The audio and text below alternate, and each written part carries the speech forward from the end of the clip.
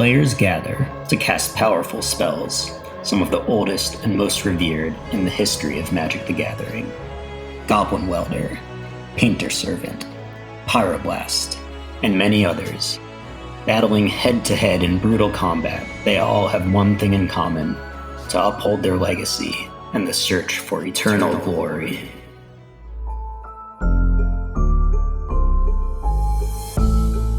The Eternal Glory podcast is brought to you by the minds behind Bosch & Roll on YouTube, Thraben University, and theepicstorm.com. This episode is sponsored by 3-for-1 Trading and Sparks Law Practice.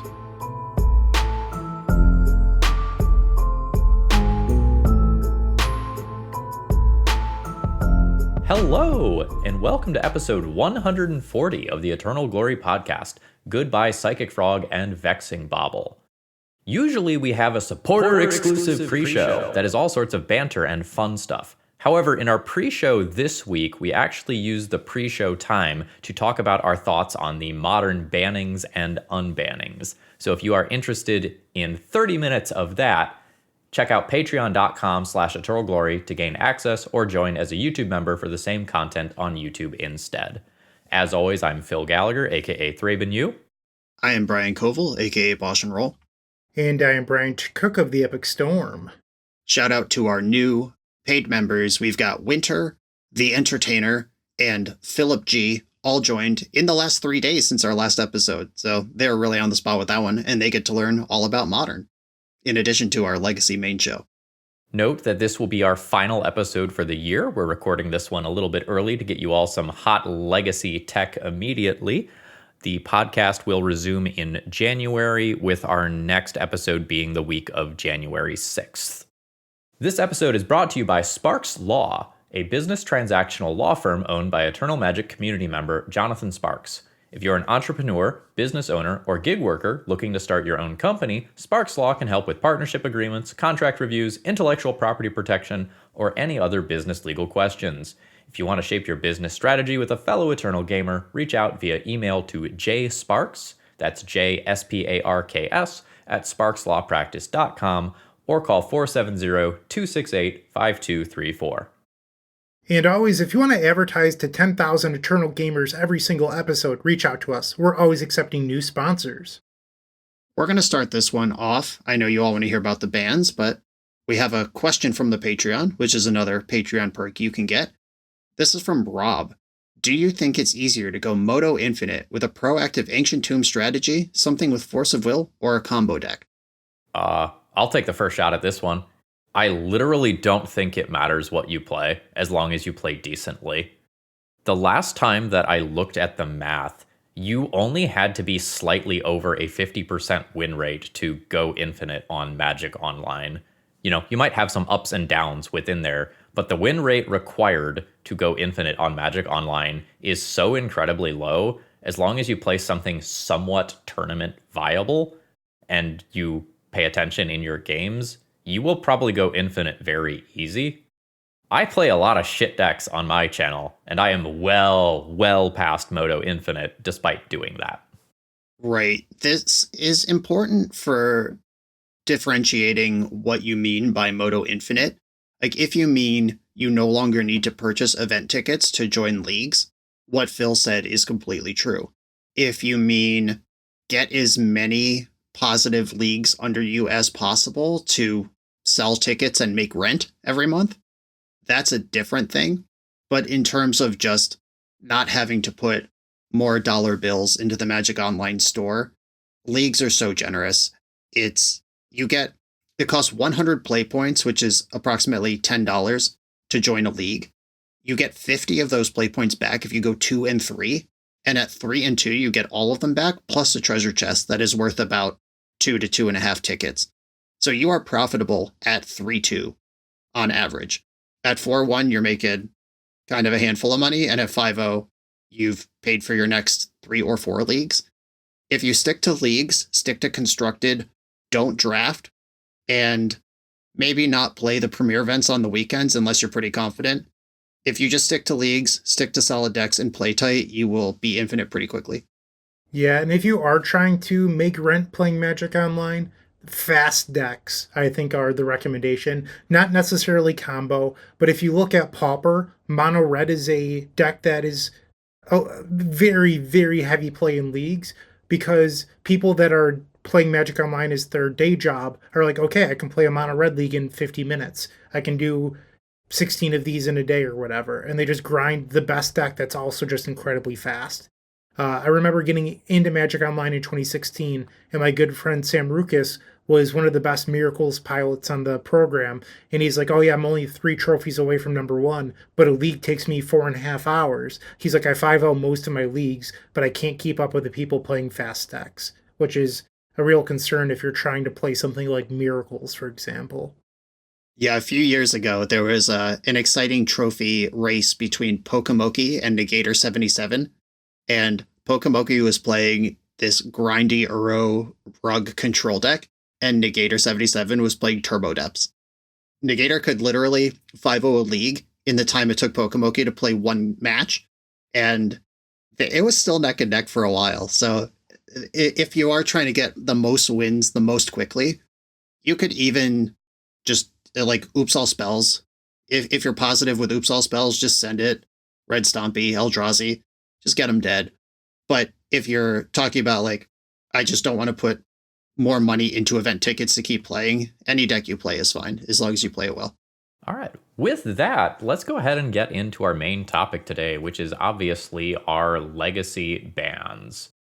So, in case you haven't heard yet, Psychic Frog and Vexing Bauble have both been banned in Legacy. So, kind of the first question that we have here as a pod is this what we wanted? I guess I'll start. So, I think this is about 50% of what I wanted. I expected Wizards of the Coast to ban Psychic Frog and Vexing Bauble. That was the bare minimum that they could have done. I believe that it needed to be taken a little bit further if we wanted competitive integrity. I'm willing to be wrong. I'm willing to find out over the next 3 months because the next B&R is not until March. So we have some time. But I believe that Nadu, Winged Wisdom, and then a card out of Eldrazi should have also been banned. You could have had your pick among 3 cards from the Eldrazi deck. You could have had Kozilek's Command, you could have had Glaring Fleshraker, or my personal choice, Sowing Mycospawn. I think any of those 3 would have been acceptable, but I think Wizards got it about 50% right. And guys, I know one of our more recent episodes was about how Vexing Bauble needed to be banned. We needed Wizards to listen to us. Some of the feedback in that episode was, it took you guys long enough to realize how good Bauble is.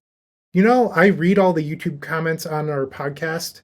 That one irked me a little bit because if you go back and listen to the spoiler episode from Modern Horizons 3, I went off on a tirade about how this was a ham-fisted, terrible design mistake that should never have been printed.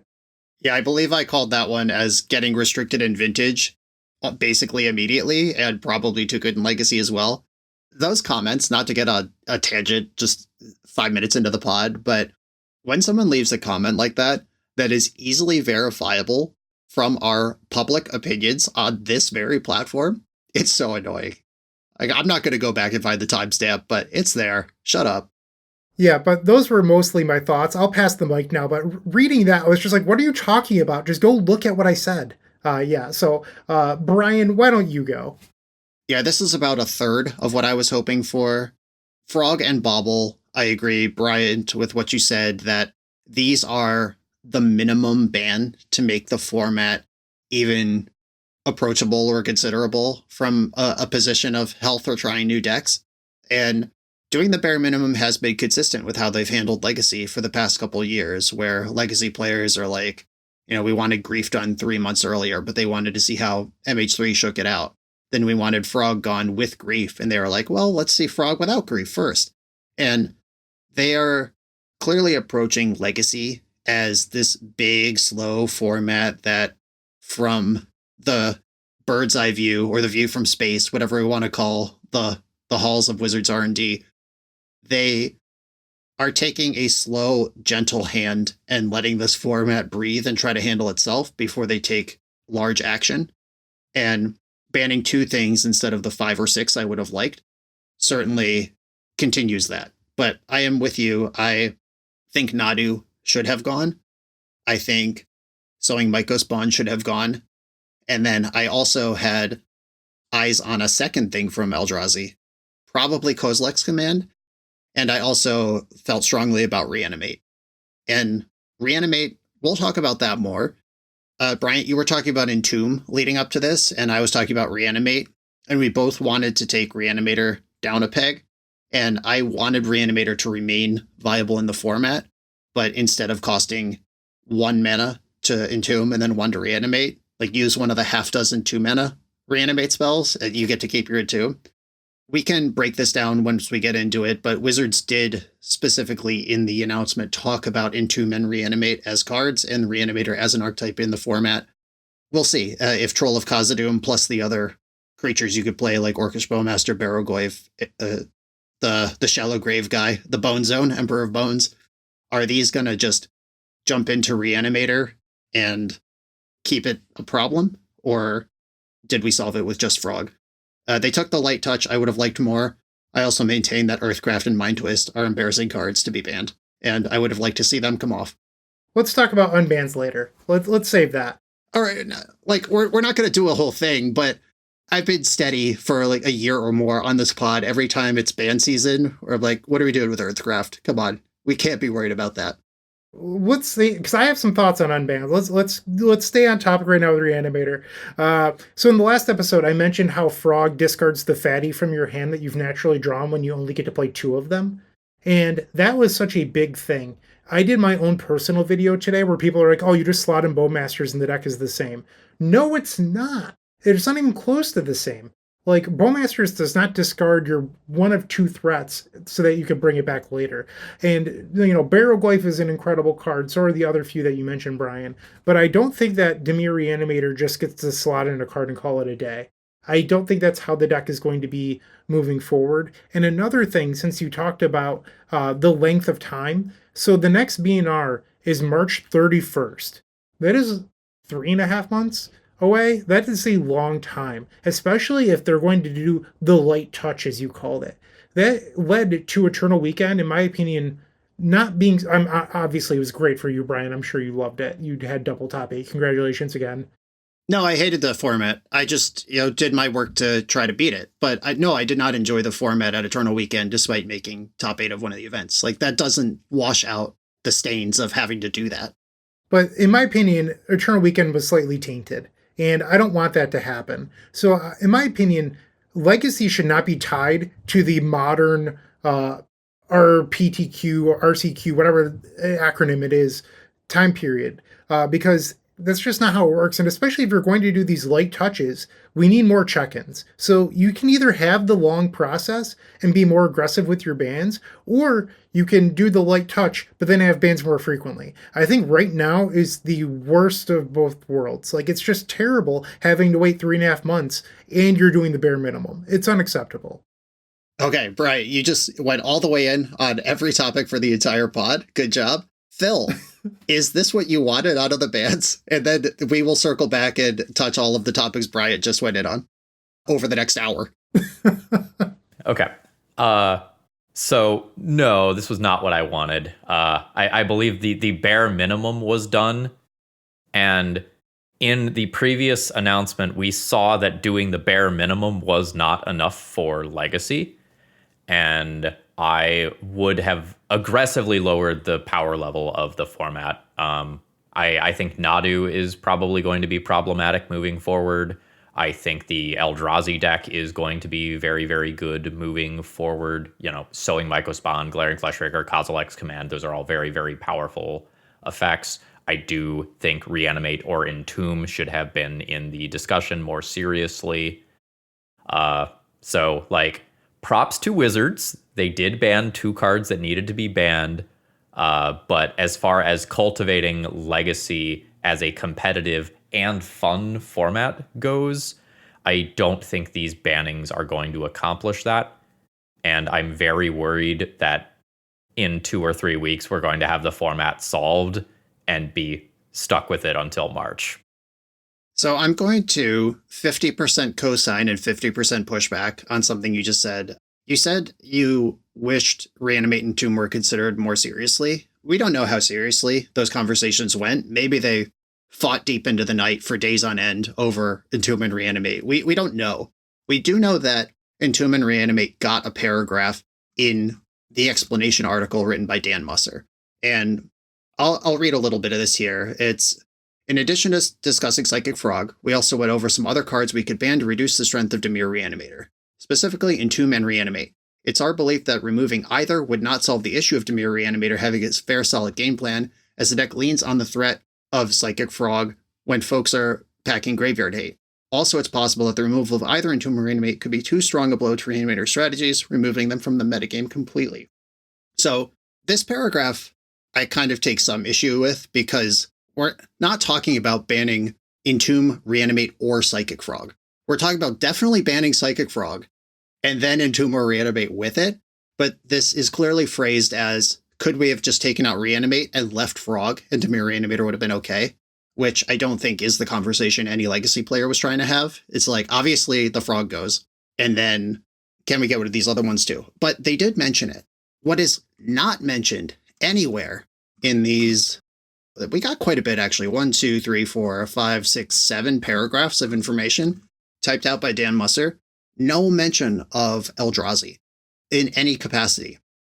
We and many Legacy players, Legacy creators, people weighing in on like Eternal Turtles did the 70 different ban opinions or something. They had a lot of guests on that video. And so many people are talking about Sowing Mycospawn, Kozilek's Command, Glaring Fleshraker. No mention of the Eldrazi shell in general, nor any of those cards specifically in this article. And that kind of bums me out, because they did a good job. They mentioned Nadu, they mentioned Reanimate, they actually did ban Frog and Bauble. That's most of my wish list, at least addressed, but we're just okay with Kozilek's Command. We're okay with Colorless Ramp having a instant speed, hyper flexible, efficient spell that does everything it needs to. We're okay with Control never getting a third land in play because Sowing Mycospawn comes down and the trigger is functionally uncounterable by normal Magic cards. Like, I don't know. I'm going to co-sign Phil really quick. In my video today, I did mention the two big winners, in my opinion, are the Nadu decks and then Eldrazi. And I had some pushback being like, oh, Eldrazi's only the 7th most popular deck. Maybe on Goldfish, but if you actually played in like competitive tournaments, you would see that the Eldrazi deck is one of the top decks. Like, it might not be currently on Goldfish for whatever reason, but Eldrazi was obviously pushed to the point where in our last few episodes, we were saying, hey, Eldrazi's a problem. Hey, Eldrazi's a problem. And apparently it didn't land at Wizards of the Coast. We knew it. So did so many other Legacy players. But for some reason, they did not acknowledge Eldrazi in this banned and restricted update. So I've got a guess here. My guess is that the short-term data for Eldrazi looked bad, and therefore banned discussions around the card were not brought up. Eldrazi took some beats at one of the Eternal Weekends, if memory served. I think it even had a negative win rate, or like a 48% or something like that. So I wonder if Moon Stompy being highly popular, even if it wasn't putting up a good win rate, temporarily suppressed Eldrazi's win rate in a way that made it kind of fly under the radar for this B&R update. That's possible. Another thing that I want to talk about with while we're still talking about, is this what we wanted? This was as free as it could get to just wipe a lot of this crap out of the format, because we're talking about Frog, Bauble, Nadu, some Eldrazi nonsense, and maybe something like Troll of Khazad-dûm if we want to leave Entomb and Reanimate alone. These are all cards printed in summer modern sets over the last year and a half. These are, let's just say that Entomb and Reanimate are untouchable format pillars. We love having fully powered Reanimator existing in the format. We don't want to nerf that. Who would miss any of the cards I just said? They're all cheap. There's not like a huge monetary loss like we're banning a reserve list card. There's no historical connection. There's no nostalgia, because this is all just the slop that has showed up over the last 2 summers to mess up our format. This would have been such a clear runway to just take out 6 cards that nobody would ever miss, and the format gets better. I'm going to stop you right there, Brian, because I know at least a handful of Cephalid Breakfast players and one dedicated Nadu player. They were both like, I want more time with Nadu before it goes. And I was like, why do you think you deserve more time with Nadu? They're just like, I haven't got to play with it enough. And like, that is not really an answer, but they ended up getting what they wanted. Like, there are people that want to explore Nadu, Green Sun, Zenith decks, and Legacy. Sure. When I say nobody would miss it, I don't mean literally nobody cares at all. If Nadu got banned, those people would just shrug and be like, we had a good run. Would have liked more. I like that stuff, but I get it. It's like, fair's fair. You got me. Caught with their hand in the cookie jar and slapped their hand, and now they have to go do something else.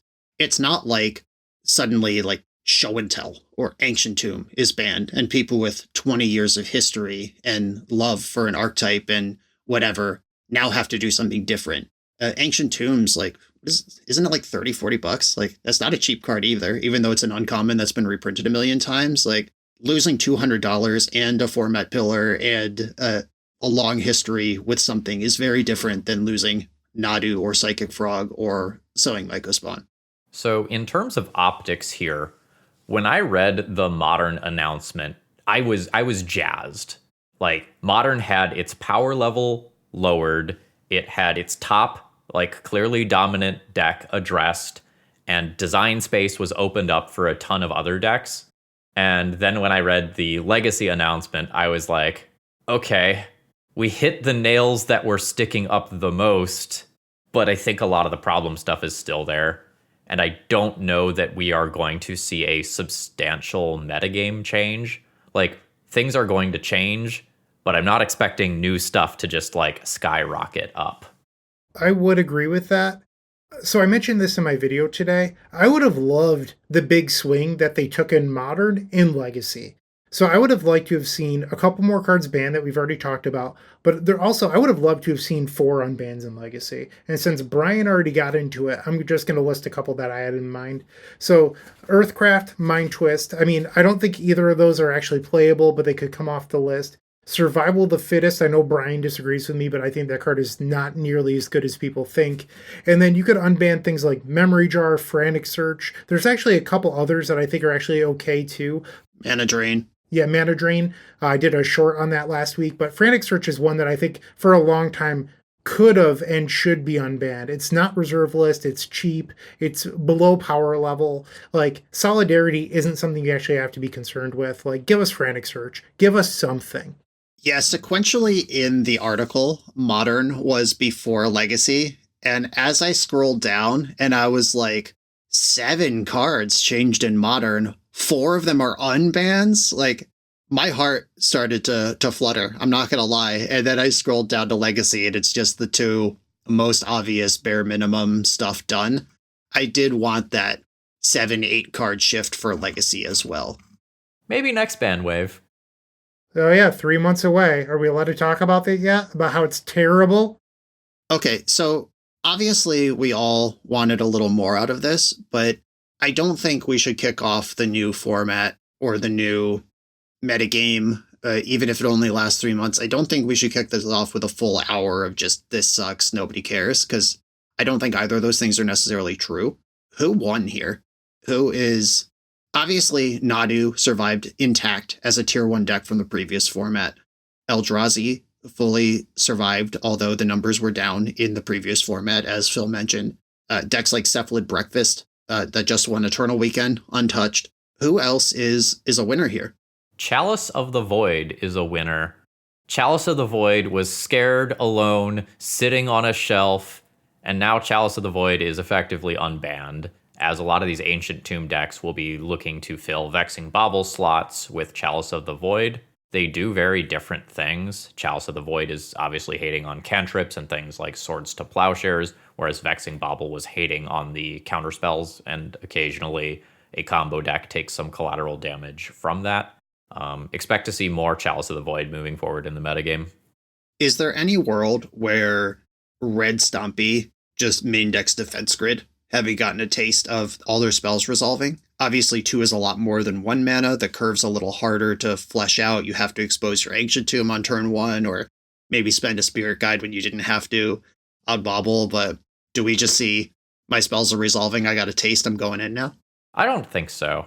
So I think Vexing Bauble let the deck get away with some bullshit that it shouldn't necessarily have been doing, or rather couldn't have done without Vexing Bauble existing.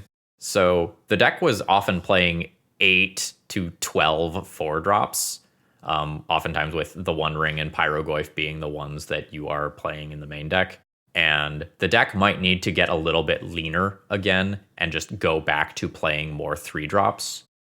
Many aggressive 3-drop creatures were just embarrassing in a world where Psychic Frog was legal because like your Goblin Rabblemaster or your Legion Warboss is just not beating Psychic Frog. It's just not happening. So I expect that deck to change a lot, and we may see the 4-drops decreasing or leaving entirely.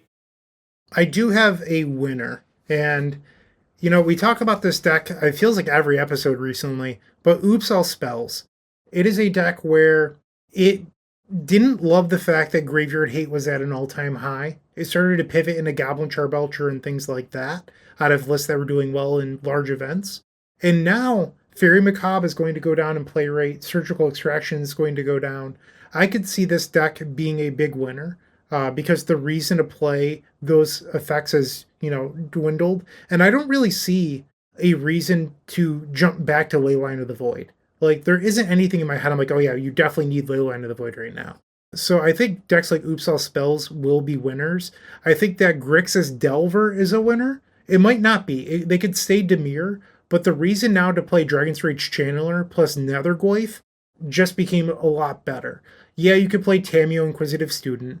You could play Orcish Bowmasters, but I think red is likely going to end up being slightly better. I could be wrong, but I'm guessing that red ends up coming back in a meaningful way in those strategies. Yeah, Lightning Bolt got unbanned here. The premier threat in the format is no longer immune to damage-based removal, and Lightning Bolt was that reach, that feeling you used to get when you played against tempo decks where it's like, I'm at 9. If I stabilize now, I might be okay. I'm at 6. Now I'm in a lot of trouble. And if you stabilize at 3, you feel like you're already dead. Like that old adage, like Lightning Bolt kills Tameo, kills Bowmaster, kills Goblin Rabblemaster, challenges, plays. Like Lightning Bolt's just so good, and it was gone. Lightning Bolt is unbanned. It's a reason to be red. So is Dragon's Rage Channeler. I think Meltdown is a really big reason to be red. So Urza's Saga was not the best in a Psychic Frog world because Psychic Frog was often better than your first 2 Urza Saga tokens, even if you fetched up something afterwards. And I think Meltdown is going to be nice to clear out Urza Saga decks, and I would expect a slight uptick in those, despite the fact that Vexing Bauble was one of the better things to search up with Urza Saga. On the subject of Meltdown, I'm going to call another winner being Wrath of the Skies based control decks. And while I would have liked to see Sowing Mycospawn leave the format as well, as we previously discussed, because uncounterably tutoring Wasteland to take out one of your first 2 lands, then uncounterably killing your next 2 lands on the following turn is not a play better control decks are prepared to beat.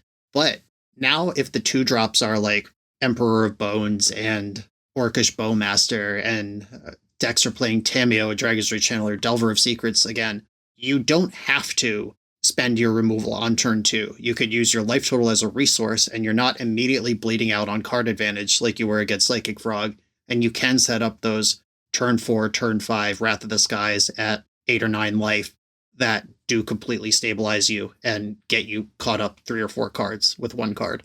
And they're also good in the spots where Phil just credited Meltdown. So Barrogoyf is another thing that I kind of passively have my eye on. I have been very impressed by that card out of the sideboard of the various blue-black decks. I wonder if you want some number of those in a main deck moving forward. It is a large lifelinker, which is great if people start going into Grixis for burn spells, as it will be immune to Lightning Bolt, and it can help you like recoup your life total after you took a beating in the early game. And it is a not literal draw a card, but you often get a card worth of value either by putting things into your graveyard or actually finding a creature. Yeah, Goyf's really good. That's another thing that was just outclassed by Psychic Frog. Psychic Frog both could jump over it, discard cards to trade with it, or eat cards from the graveyard to make it less of a threat. Just another winner there. How much did Mystic Forge combo actually lose here? obviously they can't just mind twist you off of an Urza Saga trigger anymore, but the engine is still intact. This is a deck that could still cast Defense Grid. Like, here I am again saying Defense Grid. Like, Red Stompy, Phil said, probably doesn't want to do that. Bauble was its own unique object, and Defense Grid is much worse than Vexing Bauble, obviously. We lose the Urza Saga synergy, choose twice as much as one. Mystic Forge combo, the Glaring Fleshraker bullshit. Like, this is all still intact, except for their protection spell. I think that it lost quite a bit. The Defense Grid being 2, it is tougher to cast. This is a deck that doesn't really play that much that it can accelerate with, especially if you're on the Urza mana base. Because, I mean, you have 4 Ancient Tomb, but none of your other lands cast the Defense Grid on turn 1. You have 1 Mox Opal, 4 Lotus Petals, so you can't reliably play the Defense Grid on turn 1 unless all of a sudden you're switching back to City of Traders, which makes your deck a little bit weaker to things like Wasteland. So I think it comes with a large deck building cost. The fact that it obviously doesn't come off Urza Saga suspended. That is how the Vexing Bauble cheated its way against a lot of these blue decks, going like, well, I don't actually have to resolve the Vexing Bauble. I can just take my time. So I think that it's a deck that right now is tier 1. I think it's going to drop down to low tier 2 if I had to take a wild stab at this. I'm open to being wrong, but that's at least what I initially think. So my thought on it is entirely based around Force of Will. So Vexing Bauble makes Force of Will cost 5. Defense Grid makes Force of Will cost 3. And there's a massive difference in terms of tempo there. I think the Defense Grid is like an easy replacement to try. I'm not sure if that is the technology that ends up being adapted.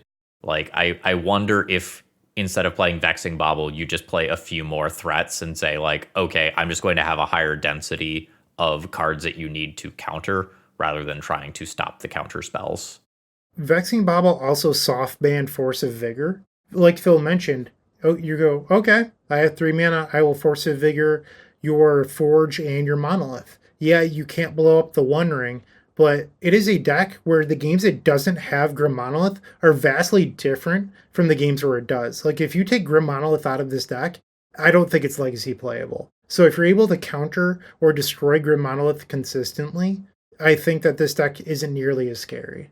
And Grim Monolith, we've talked about Entomb quite a bit lately as a card that has been banned in Legacy's past and unbanned in kind of living memory to create new archetypes. Grim Monolith was also banned when I started playing Legacy. That was unbanned in living memory as well. And yeah, it enables some messed up stuff. I just wanted to throw that out there as a hypothetical. I do believe that Vexing Bauble specifically was the thing making this a thing. We've had colorless Karn Forge with the One Ring ever since the One Ring was printed. Vexing Bauble's really the only new thing going on here, going back in the last year and a half to last summer. And with that gone, this is just a deck you're going to see sometimes again, but not the tier 1 monster that it became. So we do have Glaring Fleshraker and Kozilek's Command. It does have some new things from Modern Horizons 3. Oh, right, yeah, obviously. Yep. But I don't think it's, like, oppressively good without Bauble. So there's another deck that I feel like I should mention here, because I recorded Ad Nauseam Tendrils after it won a couple Legacy challenges online. And I would like to take a second to say with an asterisk, like, challenges in the year 2024 are not like challenges from 2021, where they were always 80 to 120 people. Challenges these days are 35 to 40 people, and I'm happy that Ad Nauseam Tendrils did well, really. And then it did well at Eternal Weekend. And part of the reason why is people discovered that it could win through Vexing Bauble. Just the power of Cabal Ritual and not necessarily needing Vexing Bauble to leave play. Yeah, your Infernal Tutor deck where you have to get Hellbent doesn't mind resolving its Lion's Eye Diamond. I get that. And you get 2 basics versus the Blood Moon decks that are pretty popular. Yep, that's good too. But now that Vexing Bauble is gone, I think that people that were excited to play their deck from 2014 just lost something. It lost its competitive edge. It wasn't a huge metagame presence, but it was starting to pop up a little bit. A few challenges here. Eternal Weekend is obviously a wonderful performance, but I do think it was a loser with this banning. For those of you playing the Eternal Glory podcast bingo card, you can now mark off the Bryant talks badly about Ant Square. I heard Ant was boasting a higher win rate than TES. Sure. The look on his face. Please respond. Please respond. Delicious. Okay, Brian, I have a question for you. So how do you feel about your Stifle Knot deck from Eternal Weekend? It was playing Curie Emergent Intelligence, which has the text, when it deals combat damage to a player, draw cards equal to its base power. Is this something you would still want to be messing around with? You know, is this a Psychic Frog? Is this just something that was there because it does cool stuff with Dreadnought? How are you feeling about that? I certainly would not put Curie in a deck without Dreadnought to exile. We're not playing it just as 2-mana Ophidian that also dies to Caracas and Force of Vigor and Disenchant and every stupid thing. Pyroblast, no, it was there because it was a Dreadnought deck. That said, Dreadnought, I always win more than I think I will when I play Dreadnought. It's a running joke among the people who watch my videos. I think Dreadnought is my most trophied card on my channel. I think it has passed Uro, Titan of Nature's Wrath, as most trophies boasted on the Boss Roll channel. And it remains solid. I don't fully know if Stifle Knot as an archetype remains in the bottom basement, sub 2% of the metagame, because Phyrexian Dreadnought is a weird card that also costs $180, and you need a bunch of them. And does it go in any other deck? Or are serious players not putting the work into it outside of a dedicated squad? Or is it actually just not a good deal to invest 2 cards to lose to 1 removal spell? And it can't actually support that. So I don't know. Dreadnought remains one of those curiosities that I'm impressed every time I play it, but I'm also not in a hurry to register it when my chips are down in normal circumstances. My circumstances at Eternal Weekend Prague, where I top 8'd with this deck, were it's a 4 Psychic Frog deck. That was the real appeal of that deck.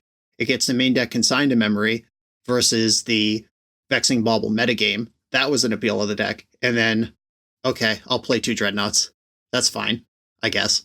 But I did not sit down with a blank slate and decide, how do I play Phyrexian Dreadnought at this tournament? I did basically the opposite and was drag kicking and screaming into playing Dreadnought, which turned out to be good. I like the play patterns of the deck. This is not an indictment of the deck or people who do choose it, but there are Dreadnought dudes out there who are at all times are working on Dreadnought and how to make it work in the current metagame. I did the opposite. I looked at the metagame and decided what deck made sense here. I learned something here today. I had no idea that Phyrexian Dreadnought was $150. Yeah, me either. I just looked it up, and I couldn't believe it. In my head, Phyrexian Dreadnought is still $18, because that's what it was a couple of years ago. Holy moly. That ship has sailed 1 mana 12/12, dude. Not obviously fridge playability and legacy is some appeal, but I imagine casuals love this shit. I remember being 10 years old and loving this shit. 1 mana 12/12? Sign me up. Stifle didn't even exist. I didn't know about Illusionary Mask. I just read the card and was like, yeah, I'll put enough creatures into play to cast this. I'll figure it out. We got so much support for that card over the past few years, right? So first it was Slip Out the Back, then it was Consigned to Memory. We got Doorkeeper Thrall. We got Tocatli Honor Guard. We have gotten a ton of things that combo with it over the past couple of years. Lazav the Multifarious, Abhorrent Oculus. Yeah. The Scroll of Fate. There are so many ways to put a Dreadnought into play right now. It's preposterous. It seems like every other set has one that is at least worth exploring. So guys, if it's okay, I'd like to talk about a deck that I think might be a loser. Ant? No. That one definitely is a loser. But Is it Dimir Reanimator? Well, it is. But my actual answer is a deck that I usually like to prop up. I think Painter actually took a pretty big hit here. And I'm secretly a Painter stan. I actually really like the deck. I don't record it on my channel because that's a little too fair. But I think that Painter is a deck that will beat up on Eldrazi quite well. That said, losing that large chunk of Dimir in the format and Vexing Bauble was a significant hit. And I don't think Painter is good enough against the Nadu type decks of the format or Cephalid Breakfast where it's going to keep up. Yeah, you're a Pyroblast deck. You get to play your 7 to 8 copies of Pyroblast. But without Vexing Bauble, I think the deck is slow, it's weak to Force of Vigor. I think it's a deck that's going to go from low tier 1 down to low tier 2. I think it takes a lot of collateral damage from cards like Meltdown and Wrath of the Skies that are likely to see a little bit more play moving forward, Force of Vigor as well. So I think I'll co-sign this one. Yep, I agree. It still remains a cool, powerful, tricky deck with lots of legacy interactions that are worth playing, and I think strong Painter players will continue to win. But yeah, this year and a half arc of us just saying, Painter's the sleeper, every episode, I think is over. So Bryant, as our resident combo player, what would you want to be jamming in your leagues in the coming weeks? What combo decks have your eye? Is it one of the Nadu decks? Is it something else? Where would you put your effort? If I wasn't someone trying to push my own brand and play Storm combo all the time, I'd probably be playing Doomsday. I think it's just by far the best combo deck. I think it's better than Cephalid Breakfast, despite not having Nadu. It's just the Doomsday decks are so powerful, and I know that both decks, or both variants of Doomsday just took a hit. Because there's the builds that play Psychic Frog, and then there's the builds that play Vexing Bauble. They both were losers in this banning. That said, the Doomsday shell is just so powerful and so compact. It gets to play Force of Will, Daze, Thoughtseize, all these things that make it efficient while playing a really small and easy to use, I shouldn't say easy, but the Oracle win is just so easy. Like, I can't think of another word right now. And if I was to play something else, it would be Doomsday. I think the deck's just incredible. Yeah, I think to help you make your point about it being easy is if you do the homework and just study the piles and understand the kind of basic interactions, you could get off the ground with Doomsday faster than you think. It's getting the reps and understanding the complicated piles in challenging board states where the deck becomes like the Doomsday deck of lore that is really hard to pilot, and you need to be like a super genius and write out a 14-page book on each pile to figure it out. But those situations are not the norm. Like if you just Dark Ritual Doomsday with a Daze in your hand on turn 1, you should know how the game is going to progress and what piles you could build from there. And as long as you're not just fully raw dogging that into a tournament and do a little bit of work ahead of time, Doomsday is approachable. I want to have a conversation though that Bryant, you started to touch on in your monologue at the top of the episode, where what is actually going to happen to Dimir Reanimator now? This is a loser for sure. One of the bans, like in the article, Dimir Reanimator got 2 paragraphs dedicated to explaining why they wanted to take Dimir Reanimator down a notch. And it's not the only deck where Psychic Frog was a problem, but we mentioned in our last episode, just 4 days ago, I went on a tirade that play rate is not the problem with Psychic Frog. It's all of the actual functions of Psychic Frog, and just sticking 4 other 2-drops like Orcish Bowmaster into the deck does not solve the deck. It doesn't just keep going. You're down on blue count. You're down on outs to drawing one of your monsters. Your fair plan's a lot worse. What is actually going to happen with Reanimator now? So low-hanging fruit here. I think people immediately start adding in some number of Tamiyo, Orcish Bowmasters, Emperor of Bones, and Barrowglyph, and just trying to call that a day. I don't think we are going to find that is where this settles, because Psychic Frog just did so much. Pseudo Graveyard Hate, an evasive creature, plus card draw, plus Force of Will blue pitch, plus invalidating the combat step against other large creatures. I think Psychic Frog did too much to simply make it a 4-in, 4-out situation. I will agree with you, Phil, but I kind of disagree with... Okay, I agree with you that's where people will try. I think level 2 is going to be Metamorphosis Fanatic. That is the fair plan that ties into the primary game plan. And I'm not even a Fanatic fan. When it was released, I'm I'm not sure that card's good. But now, with Psychic Frog leaving, I think that is the plan B that the deck wants, because it doesn't have to be a recursive graveyard piece. It could just be, 2 mana 4/4 lifelinker that I'm going to back with Force of Will, Daze, Thoughtseize. Yeah, that's going to be good enough. And I lost that at Eternal Weekend. Then my opponent put in back-to-back Fanatics without ever putting a creature into play. They're just okay, 8 power, that's lifelink. I have Thoughtseize, I have Consign, and I have Force. Good luck. And that was enough to beat me. And that's sort of what opened up my eyes here. I'm like, oh, they have so many ways to ignore graveyard hate. So -4 frogs, I'd see +2 fanatics to go up to the full set, maybe one extra copy of Brazen Borrower, just because that is a really good utility piece. And then that last slot that Psychic Frog, leaves, if you don't have a way to get rid of one of your fatties, maybe you just add in another one. Maybe that becomes the Velgavoth, a Terror Eater, or Gristlebrand, or whatever. Another option that I saw at Eternal Weekend was Show and Tell. You could try to put in 1 to 2 copies of main deck Show and Tell, and then sideboard the other 2, just so that you still have that juke. I think you need more monsters if you're playing Show and Tell, because the 2 monster package, even the decks that crept up to 3 towards the tail end of the format, they're still trying to not draw that card. They want it in the Entomb package. That's where they would like it. Psychic Frog did mitigate drawing it, but Show and Tell does require you to hold A and B. And the combo people with their spreadsheets and their hypergeometric calculators could tell me how many monsters you actually need to reliably have A plus B on turn 3 in a Brainstorm Ponder deck. But I think the answer is more than 2. Because I've played a lot of Sneak and Show, and even with 8 monsters in the deck, you're frequently just spinning your wheels looking for one somewhere around turn 5. It's probably, well, I was recommending 3, but it's probably more than that. Like, you might want a few more, but I'm just saying that's another avenue that the deck could go, is playing more large creatures plus Show and Tell.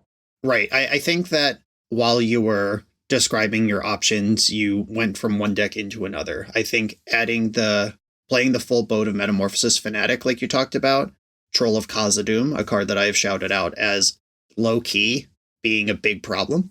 Troll of Khazad-dûm remains part of this mana base. They still play 16 or 17 lands, plus the 4 trolls that turn on the Reanimates and the Fanatics. If you're cycling a troll in 40% of games on turn 1 to get the game even started, then that's just under half the time your first Fanatic is just free as hell, brings 10 power with it. So that is a huge thing. I have seen in the previous format people trying to go a little faster with Street Wraith, which can also trigger Miracle on your opponent's combat step, as well as providing a monster to come back right away. That might be too much, or it might be just right. I don't know.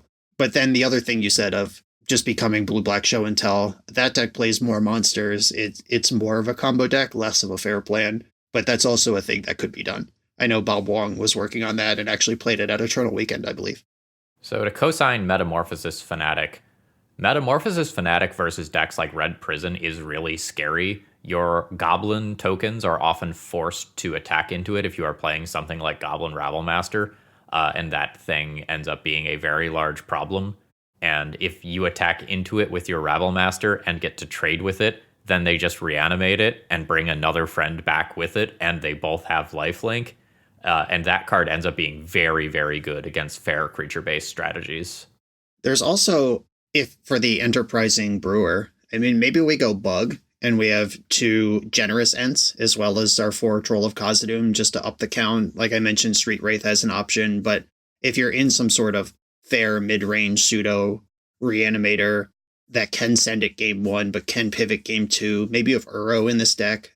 I don't know. I'm brewing here, brewing live. But if the format slows down and it's more about sticking the thing or paying out the thing when it happens, those are places you could go. A deck that's on the outskirts right now looking in are those Dark Depths decks. We have Celestia Depths, we have lands. I don't know about you guys, but from my perspective as someone who doesn't actually play these decks, they're so close to being good again, but there's 2 problems. Moonstompy is still at the top. That is a deck that, in my opinion, didn't lose much. Like, you slot back into your Chalice of the Voids, you're mostly calling it a wash. I think that deck leveled up a lot over the last metagame cycle. Realizing that you should be a one-ring deck was a really big improvement. So the fact that the Blood Moon deck is still up top, and the fact that Eldrazi still has Sowing Mycospawn, I think those both leave lands just out of the front page of Goldfish. Is lands better? Probably a little bit. But I don't know if it's enough where it's going to be a top deck. Does that make sense? And it's not just Mycospawn. Kozilek's Command, wiping out Merit Lage and drawing a card for 2 mana, just tapping 1 Eldrazi Temple to kill Merit Lage and cantrip is fucked. Life from the Loam, Kozilek's Command clears that out. You can't even grind through the Mycospawn Wasteland stuff. and get stable behind some Maze of Iths, Kozilek's Command is just egregious if you're trying to make Merit Lage in any capacity. Pushing back slightly here on something Bryant said. So you said that Red Prison leveled up when people realized it should be a one-ring deck. I am not sure that it gets to be a one-ring deck without Vexing Bauble. Like, without Vexing Bauble protecting that card from Force of Will, Daze, Force of Negation, all those sorts of things, I think it is much riskier to just be jamming 4 to 8 4-drops in that deck. Like, I would not be surprised if we end up with leaner builds that are doing things like 4 Magus and 4 Blood Moon main deck, for example. If I were building in that space, I would hold my 4 one rings. Obviously, you've brewed these sort of decks and understand the capacity more than I do. And yeah, Pyrogoyf's probably gonna cycle out, but I think the one ring remains one of the dumbest things you could do with an Ancient Tomb. And I think most decks with Ancient Tomb, including Sneak and Show, including Eldrazi, including Red Stompy, should continue to play some number of the one ring. And Ancient Tomb decks also historically, the way you beat them is survive the first wave and then just sort of push back while they're at 8 life from their own lands. And the one ring is that second wind and the third wind and the fourth wind and the second one ring to reset the ring and time walk you. That just seems like exactly what an Ancient Tomb deck wants to be doing, no matter what else that Ancient Tomb deck contains. Yeah, I think that's fair. I have concerns about the total amount of life loss in the deck if you're playing a bunch of the MDFCs that deal you 3 damage and Ancient Tomb and the One Ring. I'm still probably going to start by playing the One Ring in my builds, but I'm not 100% sure that I'm going to keep it, especially if Consign to Memory just continues to be very, very popular. So why would Consign to Memory continue to be popular? Forge took a hit. I mean, it's probably still in blue sideboards, but in terms of like at Eternal Weekend North America, I had a flex slot in Bug Beans that was Consigned to Memory, and then obviously I went all in for Eternal Weekend Prague. I just played Dreadnought with multiple consigns in the main. Are people still going to be doing that? Is that something you got to worry about anymore? Or are you talking about strictly in sideboard games that people will have access to it? Yeah, I would imagine that you would keep building blue sideboards with 3 of them as a starting point moving forward. Like, I still think the colorless stuff is very good. You know, Kozilek's Command, Mystic Forge, the One Ring, those cards still fuck. And you get a bunch of other stuff for free by playing them. You know, occasionally just junking a Thassa's Oracle trigger or an Urza's Saga trigger in a very meaningful way. Or Tendrils of Agony. Yeah, you know. All right, guys. So I was told that I couldn't talk about it earlier, but we're winding down now. We have 5 minutes left. I really do think we should take this time to talk about the cadence of the B&R schedule. I think that would be good for us because really it doesn't make sense for Legacy to be aligned with the modern RCQ circuit. Bannings every 3.5 months, that's such a long time if they're going to do the lighter touch to Legacy. And I think it's at least worth mentioning again, just so that I'm interested in your feedback. Am I just wrong here? Or is it something that Wizards should potentially look to change? I said some similar things in a video that I recorded today. I think the current B&R cycle is fine as long as you actually utilize the B&R updates well. And I think as we have seen with this update and the previous update, that is not happening in Legacy. And I think if you are not going to utilize the few banning periods that you have aggressively, you are more likely to end up with solved, stale, or broken formats. So I think you either have to break Legacy from this cycle or start banning things more aggressively and curating the format more aggressively. Yeah, I am mostly pro predictability. Like, I don't want to return to the era where we're told on Thursday there will be a ban update on Monday, just on random weeks. I don't think that was good. However, I agree completely that we are 3 B&R updates in a row now. The no action on Grief, then the Grief but no Psychic Frog, and now 1/3 of the cards that I think should have left the format. I think we're 0 for 3 on the last 3 of doing enough based on what Legacy players and people who are actually engaged with the format think and feel. And obviously Wizards of the Coast balances formats. That's their job, where we just play them and know how we feel about it. And those are different things. But at the same time, I wish they would take action more aggressively, especially on new cards. Cards that came out in the last 6 months in the terms of Legacy. I already made this point. I'm not going to hit it again too hard, but nobody would miss any of the 5 cards I said. Leave, Entomb, and Reanimate to the sickos who want that. We're comfortable with those at this point, but banning 5 cards out of Modern Horizons 3, who gives a shit? Get rid of them. So I agree with you that I didn't like, hey, it's Thursday, there's going to be an announcement on Monday. And they didn't like every month providing a no changes update with people getting upset. I understand both of those things. If you told us every month and a half, okay. I'd even take every 2 months. It's better than every 3.5 months. And you give us 6 updates a year? Sure, I'm willing to accept that. But right now, every 3.5 months feels like an eternity. And that's what I haven't liked. Like sitting through the Vexing Bauble Psychic Frog period, I grinded for Eternal Weekend. I played 260 plus matches before Eternal Weekend, just with the Epic Storm. And it was not fun. I was doing it because I love Legacy and I want to do well at Eternal Weekend. But just Dimir deck after Dimir deck after Dimir deck was draining. And I don't think we should have to wait that long anymore. I think the way how long it feels between the ban announcements is a symptom of them not doing enough with the announcements they have, which is the point Phil was making as well. If you're gonna put us on the cycle, get in there, roll up your sleeves, make Legacy a format that people want to engage with and are excited about for at least 3 months, rather than the same day the bans come out, an hour-long podcast about everything that they didn't quite do right, which I think can safely bring us to the question that I'd like to end the podcast with, which is, are you guys excited to play Legacy right now? And Bryant, why don't you tell us first? Sort of is my answer. I have a laundry list of decks added to my to record list today. One of them is Legacy. There's 1, 2, 3, 4, 5, 6, 7, 8, 9 modern decks. I think that is your answer. I am more excited to play Modern right now than I am Legacy. And I'm, for the most part, a Legacy player. Like, I play other formats, but if you ask somebody on the street, I'm a Legacy person. And I am way more excited to play Modern right now than I am Legacy. So I guess sort of is my answer. I think it was ultimately a miss on Wizards' part. I think I'll co-sign that. I am also more excited to play Modern than I am Legacy. Like, I am very excited to jam some Splinter Twin. I am excited to get to replay some decks that I am nostalgic about. I'm excited to explore Green Sun in that format. Like, I'm going to look forward to the donation deck list that I play in that format.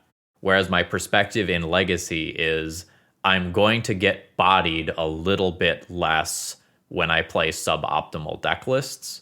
Like, I'm going to put my head down. I'm going to record a bunch of videos over the weekend, but I am not joyful after this B&R update. I'm already looking ahead to March. Yeah, I'm a little more excited than it sounds like you guys are. I do think that the most oppressive of the nonsense was lifted, and I also our archetype roles that we play on this podcast, the stompy guy, the combo guy, and the control guy. I think the control guy is the one who's been suffering the most in this metagame. We've been talking about how fast this is. If you're not playing Ancient Tomb or Tendrils of Agony, like, what are you even doing? And it is my wedge of our characters that gets to unlock the most here. And I am looking forward to putting Wrath of the Skies in decks. And maybe I just get beat to hell by Nadu and Eldrazi and I'm mad 2 weeks from now. But right now I am hopeful. But I will also fully co-sign that they crushed it on the Modern update. And I am so excited to play Urza and Phoenix and whatever else comes our way over there. I would like to see the same in the near future for Legacy.